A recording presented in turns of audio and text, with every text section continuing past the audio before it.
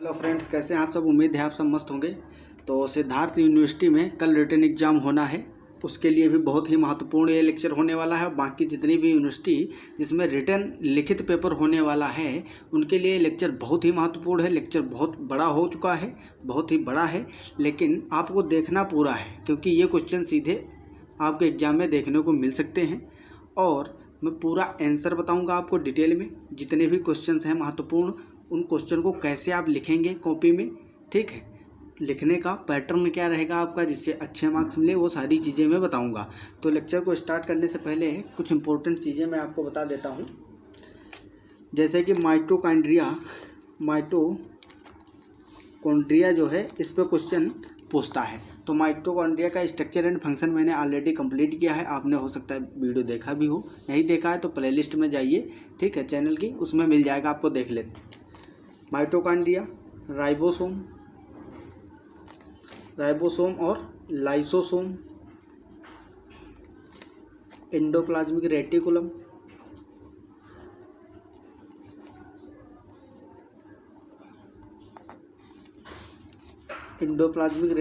हो गया, और गोल्जी बॉडी, ठीक है। Mitochondria, ribosome, lysosomes, endoplasmic reticulum और गोल्जी बॉडी, इतना पार्ट जो है ये ऑलरेडी पूरा कंप्लीट करवा दिया है मैंने। इसको आप लोग देख लें वहाँ से। बाकी आगे जितना भी पार्ट है साइटोलॉजी जेनेटिक्स का मैं पूरा कवर करवाऊंगा। और अभी थोड़ी देर में मैं इन्फेक्शियस डिजीज़ का भी लेक्चर अपलोड कर दूंगा, जिसमें आपको पूरा बता दूंगा किस तरह से क्वेश्चन लिखने हैं और कौन कौन से क्वेश्चन आने वाले हैं, ठीक है। तो आज स्टार्ट करेंगे। सबसे इम्पोर्टेंट क्वेश्चन है, आपको मिलेगा यूकैरियोटिक और प्रोकैरियोटिक सेल्स में अंतर क्या होता है, ठीक है। क्वेश्चन यही पूछा जाएगा, प्रोकैरियोटिक एंड यूकैरियोटिक कोशिका में क्या अंतर होता है, तो उसको किस तरह से हम लिखेंगे, ठीक। तो सीधा जब अंतर पूछा जाता है तो अंतर को हम ऐसे नहीं लिखेंगे, पहले यूकैरियोटिक डाल दिए, फिर उसको लिख दिए, फिर नीचे प्रोकैरियोटिक डाल के लिख दिए। सीधा दो लाइनें खींच के इस तरह से हम डिफाइन करेंगे। इधर लिखेंगे प्रोकैरियोटिक, ठीक है, प्रोकैरियोटिक, और इधर यूकैरियोटिक।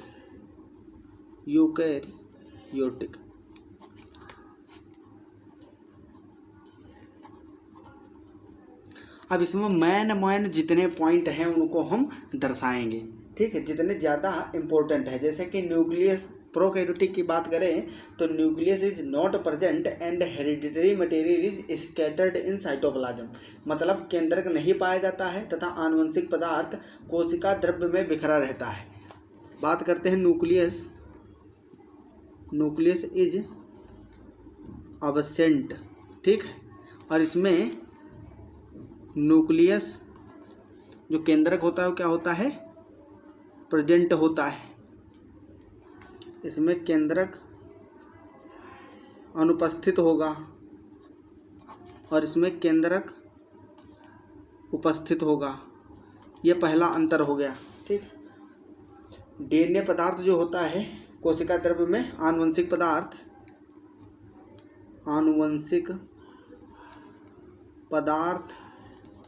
कोशिका द्रव्य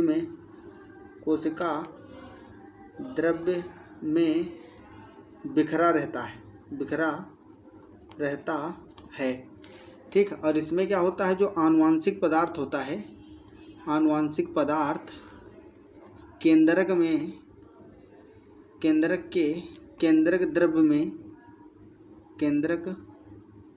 द्रव्य में पड़ा रहता है, संघनित पड़ा रहता है, क्रोमोसोम पे लिपटा हुआ। ये पहला डिफरेंस हो गया हमारा। अब नंबर 2, दूसरा डिफरेंस में हम क्या लिखेंगे, इसमें लिखेंगे DNA is without histone protein. DNA is without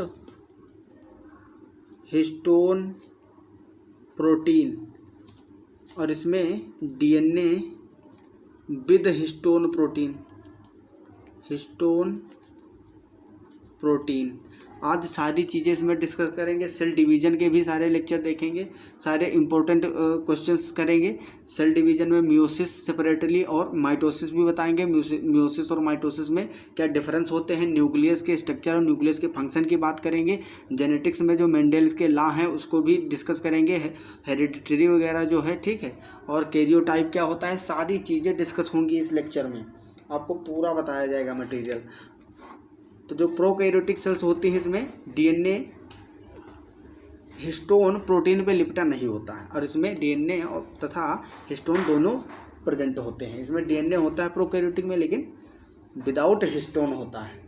अगला नंबर 3 क्या है, membrane bound organelles like endoplasmic reticulum, ठीक है, माइटोकॉन्ड्रिया,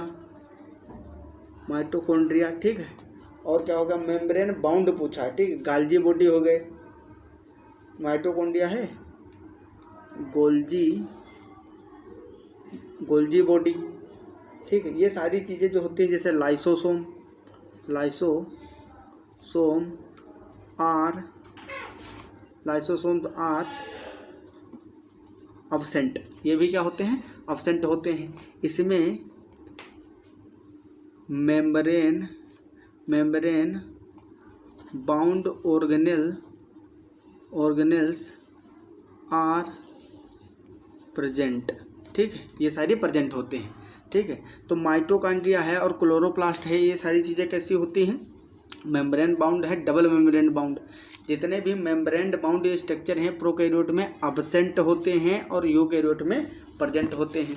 अगला और क्या इसमें डिफरेंस है, अगला डिफरेंस हम लिखेंगे number 4, meiosis does not occur, meiosis does not occurs, meiosis नहीं पाया जाता है। जो अर्धसूत्री विभाजन होता है इन कोशिकाओं में, अर्धसूत्री विभाजन नहीं पाया जाता है, और इसमें मियोसिस अक्कर्स, ठीक है। मियोसिस जो है अर्धसूत्री विभाजन पाया जाता है, ठीक है। नंबर 5 पॉइंट रहेगा हमारा अंतर में, सेल वॉल इज थिन, किसमें, प्रोकैरियोट में, और सेल वॉल इज थिक, किसमें, यूकैरियोट में। मतलब इसमें जो कोशिका झिल्ली होती है, कोशिका भित्ति जो होती है, वो कैसी होती है, पतली होती है, और यूकैरियोट में कैसी होती है, कोशिका भित्ति मोटी होती है, कैसी होती है, मोटी होती है। प्लाज्मा झिल्ली जो होती है इनकी, number 6, cell membrane without sterol मतलब जैसे कि जो लिपिड होते हैं, सेल मेम्ब्रेन जो होती है, प्लाज्मा मेम्ब्रेन, वो काहे से बनी होती है, प्लाज्मा मेम्ब्रेन बनी होती है लिपिड और प्रोटीन की। तो लिपिड में स्टेरोल भी पाए जाते हैं, तो इसमें क्या होते हैं, अब्सेंट होते हैं प्रोकैरियोट में, और इसमें sterols are present in cell membrane, ठीक है, प्रेजेंट होता है। अगला हमारा 7वां पॉइंट इसमें क्या होगा, फ्लैजिलम जो होता है प्रोकैरियोट का, फ्लैजेला में 9+2 प्रणाली अनुपस्थित होती है, और इसमें 9+2 प्रणाली उपस्थित होती है। एक और हम पॉइंट इसमें मेंशन कर सकते हैं, राइबोसोम्स जो होते हैं, राइबोसोम्स आर 70S टाइप, ठीक है, और राइबोसोम्स जो इसमें होते हैं, राइबोसोम्स आर 80S टाइप, ठीक है।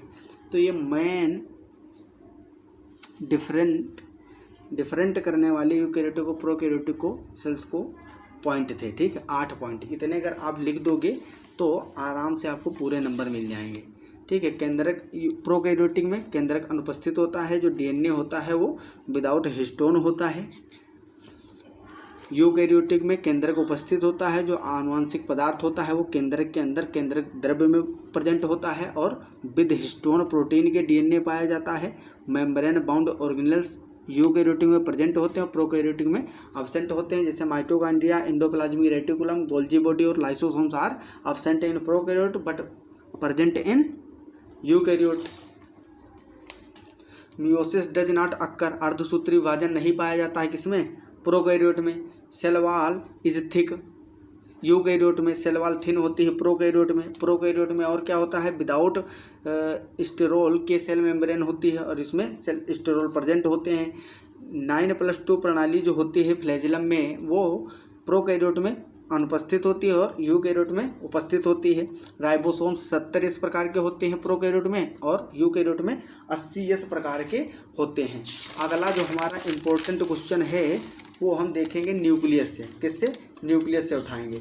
न्यूक्लियस पे क्वेश्चन पूछे जाने की पूरी संभावना है केंद्रक पे, ठीक है, तो केंद्रक को हमको छोड़ के नहीं जाना है। अब आते हैं हम न्यूक्लियस पे, ठीक, न्यूक्लियस या केंद्रक इसको हिंदी में बोलते हैं।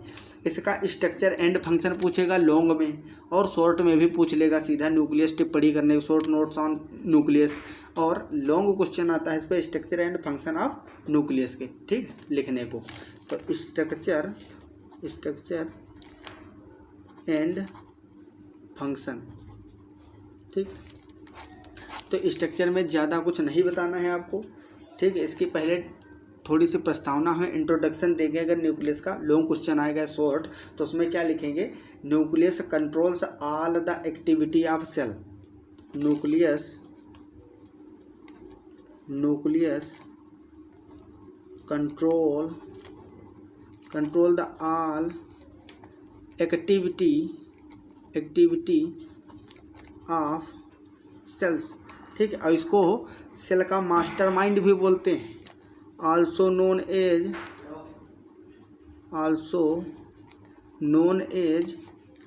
mastermind of the cell, ठीक है। जो कोशिका का मास्टरमाइंड होता है सेल का, वो कौन होता है, न्यूक्लियस।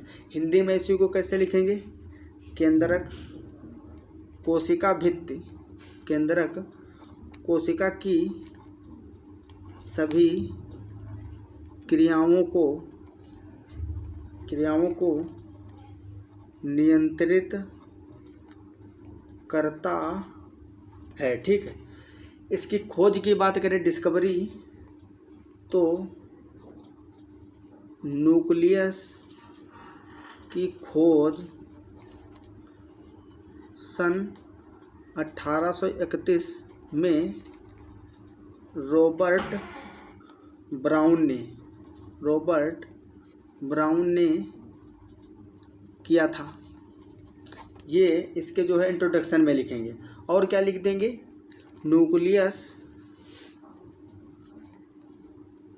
यदि न्यूक्लियस उपस्थित है तो कोशिका कैसी होगी, यूकैरियोटिक। और अगर अनुपस्थित है तो कैसी होगी, प्रोकैरियोटिक। ये इसके इंट्रोडक्शन में लिखेंगे हम न्यूक्लियस वाले में, ठीक है। स्ट्रक्चर एंड फंक्शन का स्टार्टिंग करने से पहले ये लिखेंगे, फिर इसके भाग लिखेंगे किस तरह से इसको बांटा गया है। तो the nucleus can be divided in 4 components, nuclear membrane, nucleoplasm, chromatin network and nucleus. तो हम न्यूक्लियस को 4 भागों में बांटते हैं। न्यूक्लियस, इसके चारों भाग देख लेते हैं, ठीक है। इसी तरह से आपको डिवाइड करना है, थोड़ा सुंदर लिखना है, मैं जल्दी में आपको बता रहा हूँ। यहाँ पे आप लोगों को बढ़िया राइटिंग में लिख के आना है अच्छे तरीके से। तो इसको 4 भागों में बांटा गया है। पहला न्यूक्लियर मेम्ब्रेन मतलब केंद्रक झिल्ली, क्या बोलते हैं इसको, केंद्रक झिल्ली, और दूसरा न्यूक्लियोप्लाज्म, न्यूक्लियोप्लाज्म हिंदी में भी लिख दूँ इसको केंद्रक द्रव्य बोलेंगे, केंद्रक द्रव्य, और ये क्या है, केंद्रक झिल्ली। और तीसरा पार्ट इसका क्या होगा, तीसरा पार्ट इसका होगा क्रोमेटिन नेटवर्क, क्रोमेटिन नेटवर्क। और चौथा पार्ट इसका क्या होगा, चौथा होगा न्यूक्लियोलस, न्यूक्लियोलस, ठीक है, इसको बोलते हैं केंद्रिका। तो 4 पार्टों में हम इसको पार्टों में डिवाइड कर देंगे। इसके बाद में इसमें अलग अलग चीज़ों के बारे में हम बताएंगे। ये जो न्यूक्लियर मेम्ब्रेन होती है सबसे पहले हम इसके बारे में लिखेंगे, ठीक है। नंबर 1 डालेंगे न्यूक्लियर मेम्ब्रेन। न्यूक्लियर मेम्ब्रेन में क्या लिखेंगे, nuclear membrane is the outer covering of nucleus. केंद्रक झिल्ली जो होती है, केंद्रक झिल्ली जो होती है, झिल्ली is the outer covering of nucleus, ठीक है। ये आउटर कवरिंग होती है किसकी, न्यूक्लियस की। It is in the form of 2 unit membrane, ठीक है। इट, या फिर लिख सकते हो इट्स डिवाइडेड इनटू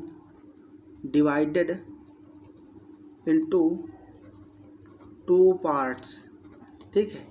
ये 2 भागों में होती है, 2 यूनिट से मिलकर बनी होती है। 2 प्रकार की इसमें कवरिंग होती है। ये एक कंटिन्यूअस होती है लेयर, ठीक है, हल्के हल्के छिद्र इसमें भी होते हैं जो इनर मेम्ब्रेन होती है, इनर न्यूक्लियर मेम्ब्रेन। और ये एक बाहर होती है, इसमें इस तरह से छिद्र पाए जाते हैं। यहाँ भी मान लो छिद्र है, अलग बना देते हैं, ठीक है। पोर इसमें प्रेजेंट होते हैं। इस तरह से न्यूक्लियस की कवरिंग होती है, ठीक है। ये है न्यूक्लियस आपका। इसके बीच में न्यूक्लियोलस होते हैं गोल गोल ओवल शेप में।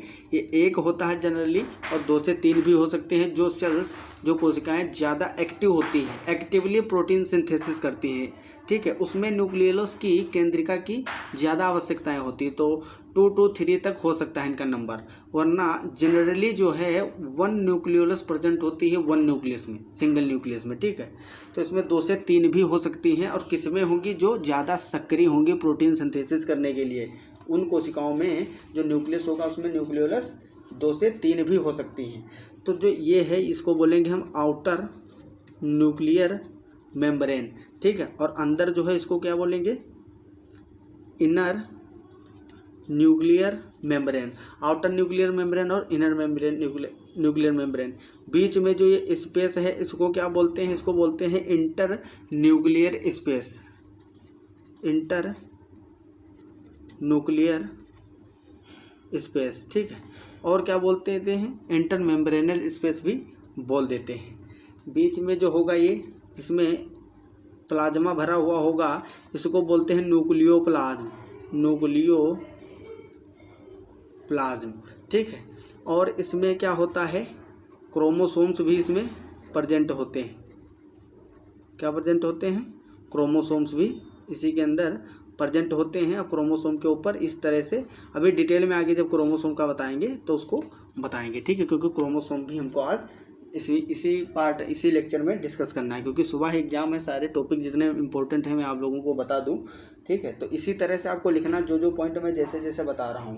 तो कवरिंग की अगर बात करते हैं न्यूक्लियर मेम्ब्रेन की, तो 2 प्रकार की होती हैं, ठीक है।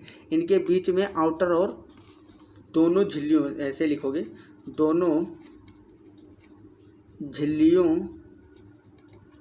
के मध्य 100 से 150 एंगस्ट्राम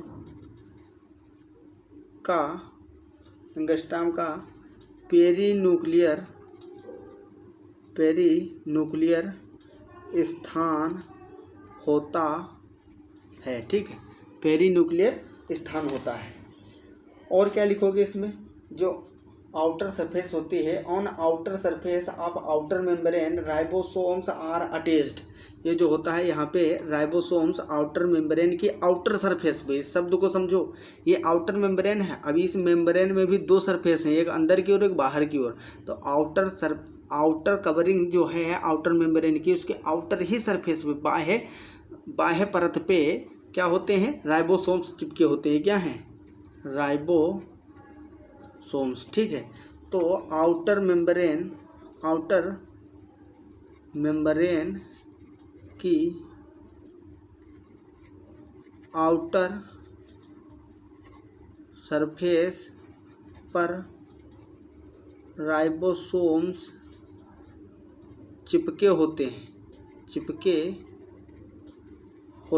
ठीक है, आउटर सरफेस पे चिपके होते हैं। और इसमें क्या लिख सकते हो, न्यूक्लियर मेम्ब्रेन वाले पार्ट में, nuclear membranes has hexagonal to octagonal pores. ये जो पोर होते हैं ये क्या है, पोर हैं।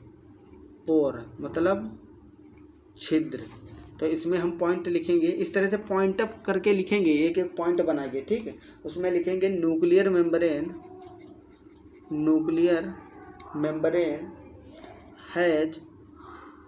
Membrane has hexagonal to octagonal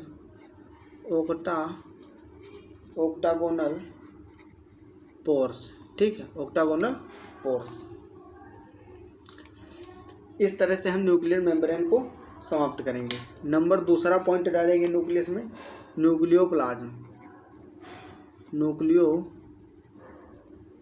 तो इसमें क्या करेंगे, केंद्रक द्रव्य जो होता है, केंद्रक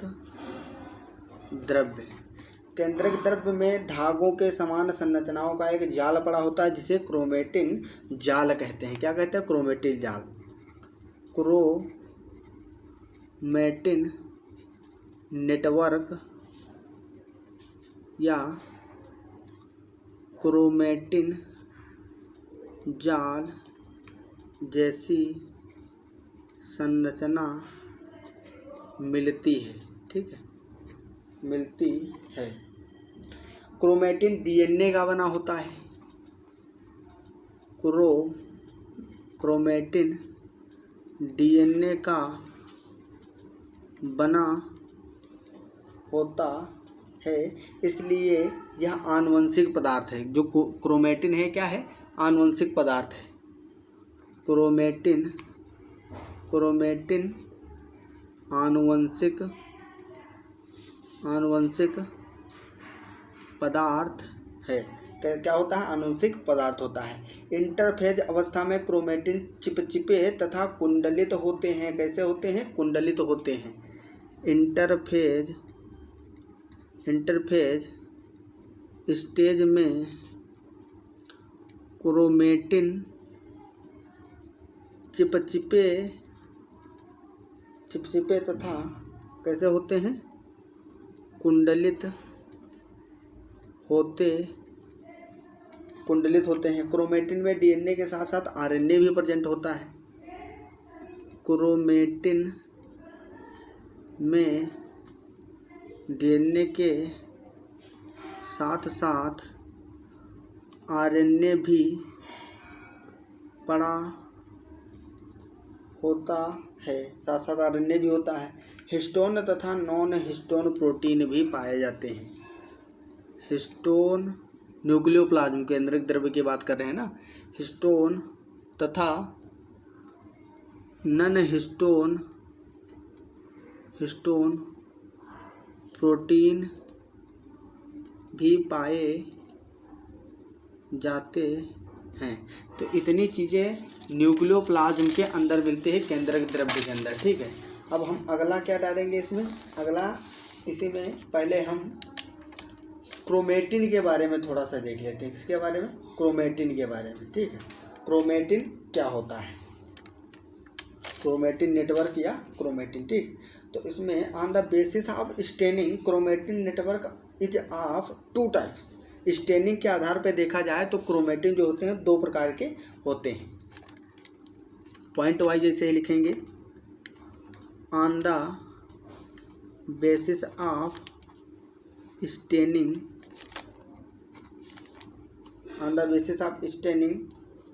क्रोमेटिन आर 2 टाइप्स। कौन कौन से, नंबर ए यूक्रोमेटिन, यूक्रोमेटिन,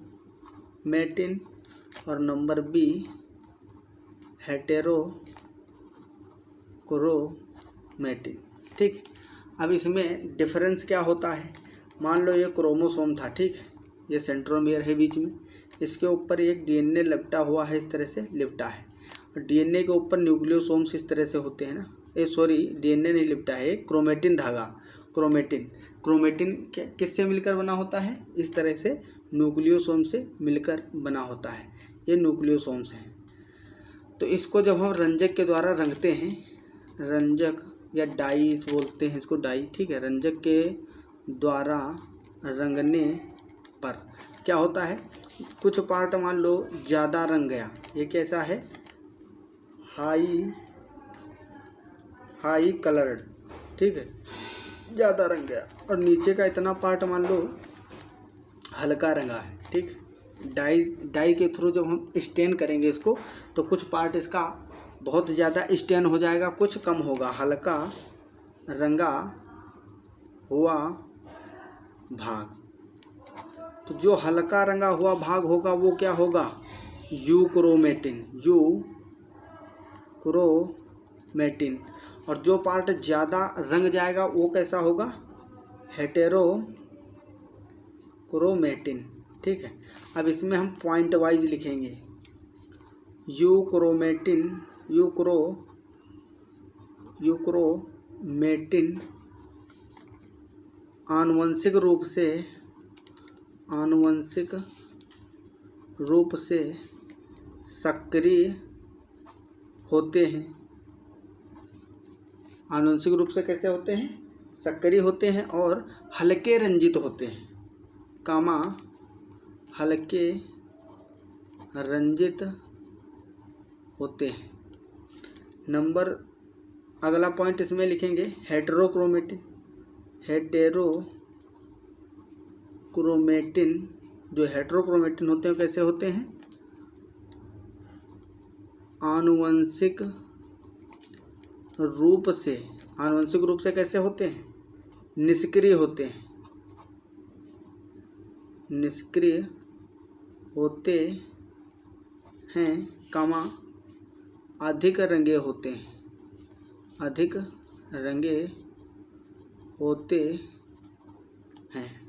ये बहुत ज़्यादा रंगे होते हैं। तो ये सारी चीज़ें हम इसमें क्या करेंगे? इंक्लूड कर देंगे। कौन से पार्ट में? न्यूक्लियोप्लाज्म और क्रोमेटिन वाले में। लास्ट में हम देखते हैं न्यूक्लियोलस के बारे में, ठीक है। अब क्या देखेंगे? न्यूक्लियोलस। तो जब न्यूक्लियोलस की बात हम करते हैं तो न्यूक्लियोलस में क्या होता है? अगला पार्ट डालेंगे न्यूक्लियोलस। ये सब स्ट्रक्चर चल रहा है न्यूक्लियस का, केंद्रक का। न्यूक्लियोलस इज अ राउंड और Oval structure present in nucleoplasm. जो केंद्रिका होती है, केंद्रिका इज अ राउंड और Oval structure present in nucleoplasm. It is without membrane.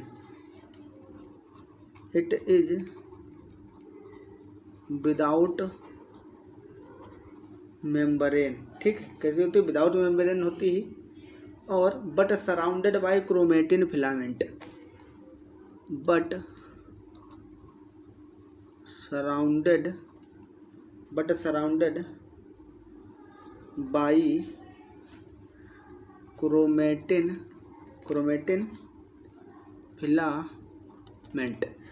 Filament से क्या होती है? सराउंडेड होती है, घिरी हुई होती है। Chemically it is composed of RNA and protein. Chemically RNA और प्रोटीन की बनी होती है। Most of the cell have one nucleolus. Most of the cell have one nucleolus, ठीक है, वन न्यूक्लियोलस। अगर बात करें हम सेल डिवीजन के पार्टों की तो उसमें किस तरह से न्यूक्लियोलस ऑब्जर्व की जाती है। In prophase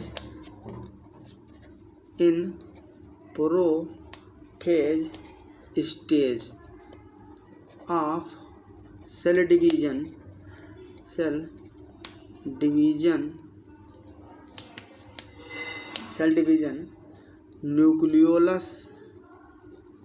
nucleolus disappears and reappears in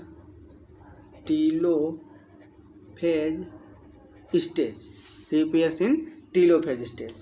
अब बात करते हैं हम न्यूक्लियोलस के स्ट्रक्चर की। अभी न्यूक्लियस की बात कर रहे थे, अब न्यूक्लियोलस जो होता है इसके स्ट्रक्चर की बात करते हैं, फिर फंक्शन देखते हैं। तो स्ट्रक्चर ऑफ न्यूक्लियोलस, ठीक। ये सारा चीज़ें जब आप लिखेंगे, पूरी चीज़ें जितना बता रहा हूँ, तभी लॉन्ग क्वेश्चन है ना, तो लॉन्ग क्वेश्चन में पूरा डिटेल में लिखोगे तभी जाके आपको नंबर पूरे दिए जाएंगे। Nucleolus consist of 4 part. Nucleolus जो होता है 4 पार्टों में, फर्दर ये भी 4 पार्टों में डिवाइड किया गया है। पार्स ग्रेनुलोसा, पार्स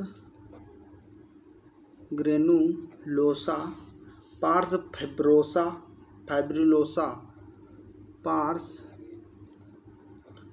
फिब्रिलोसा, और तीसरा पार्ट होता है पार्स अमोर्फा, और लास्ट पार्ट होता है इसका वही जो इसका न्यूक्लियोलस का द्रव्य होता है उसको बोलते हैं, ठीक है। तो न्यूक्लियोलस, ठीक है, प्लाज्मा। इसके 4 पार्ट हो गए। ये जो होता है pars granulosa, it is granular region present at the periphery of nucleolus. It is granular region present in the periphery of nucleolus. जो केंद्रिका होती है इसके चारों ओर होता है।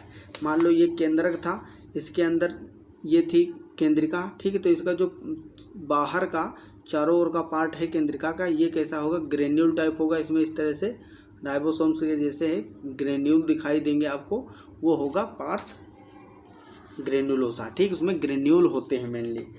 अगला जो होता है pars fibrillosa, number 2 pars फिब्रिलोसा।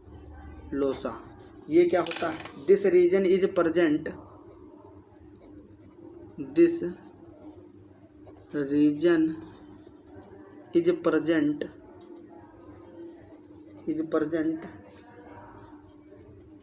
inner to the granular region and made up of many fibrils, बहुत सारे तंतुओं से मिलकर बना होता है। अगला इसका पार्ट है नंबर 3 न्यूक्लियोलस का, पार्स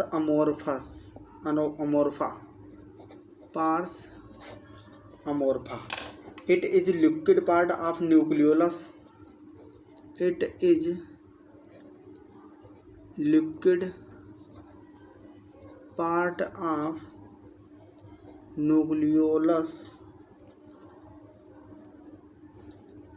in which chromatin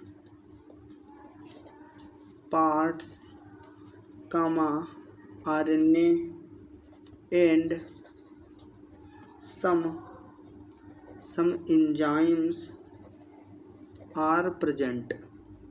ठीक है, तो इतना मटेरियल हम लिख देंगे पार्ट्स अमोर्फस में। और जब पार्ट जो लास्ट बचता है न्यूक्लियोप्लाज्म, न्यूक्लियोलस प्लाज्मा, तो इसमें जो है उसका प्लाज्मा लिक्विड फॉर्म में पड़ा रहता है। अब हम बात करते हैं टाइप ऑफ न्यूक्लियोलस। ये तो उसके पार्ट थे, कितने पार्टों में डिवाइड किया गया है, कितने प्रकार के न्यूक्लियोलस हो सकते हैं, उसकी बात करेंगे। Type of nucleolus. ठीक है, टाइप ऑफ न्यूक्लियोलस के टाइप, तो इसमें 3 टाइप के पाए जाते हैं मेनली। नंबर 1 प्लाज्मासोम्स, नंबर 2 कैरियोसोम्स, और नंबर 3 होता है एम्फीन्यूक्लियोलाई। ठीक, अब जो फंक्शन होते हैं न्यूक्लियोलस के, फंक्शन ऑफ न्यूक्लियोलस, केंद्रिका के कार्य,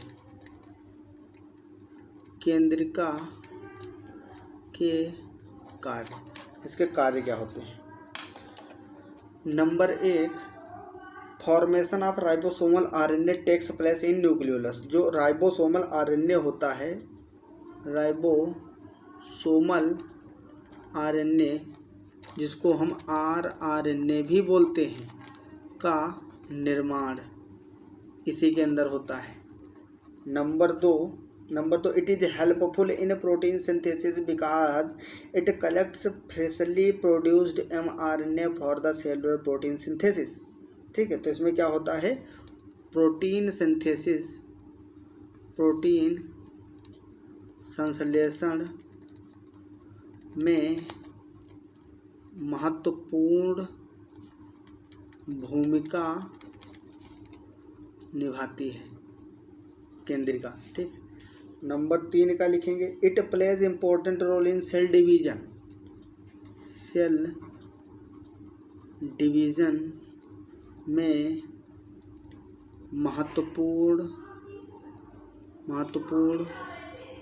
भूमिका निभाता है। ठीक, और it may also be the site of histone synthesis. Number 4 इट may also be the site of histone synthesis। ठीक, ये हिस्टोन प्रोटीन जो होती है उसका भी निर्माण करती है। तो हमारा न्यूक्लियस जो है वो और न्यूक्लियोलस कंप्लीट हो गया है। तो लेक्चर बड़ा हो जाएगा, इतने पार्ट में मैं डिवाइड कर दे रहा हूँ। ठीक है, अभी क्रोमोसोम का लेक्चर आपको मिलेगा, सेल डिवीजन का भी मिलेगा। सुबह आपका एग्जाम है, उससे पहले मैं सारी चीज़ें प्रोवाइड करने की पूरी कोशिश करूँगा। तो आई होप आपको सारी चीज़ें समझ में आ गई होंगी। अगर अभी तक चैनल पर नए हो, सब्सक्राइब नहीं किए हो चैनल को, तो ज़रूर कर दीजिएगा। पढ़ो अच्छे से, ठीक है, क्योंकि पेपर है, और अच्छे से लिख के भी आना। मिलते हैं अगली क्लास में, तब तक के लिए okay bye, all the very best.